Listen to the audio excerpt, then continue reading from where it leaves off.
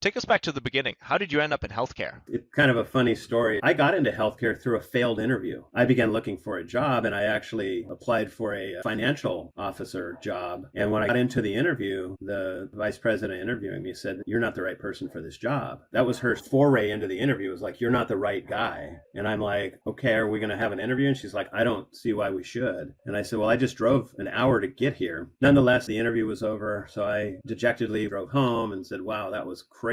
Ended up taking a different job in the computer field. Got a call 9 weeks later from this same lady. And she said, "I have the right job for you. It's in member services. I think you would be fantastic in this job. I'd like to hire you." Kind of joking with her, I said, "Well, I'd like to interview with you first." The next day we interviewed. And from there, she offered me the job. I ended up getting into customer service in healthcare that way. I was at that organization about a year and a half before Kaiser then came and recruited me to build their call center infrastructure.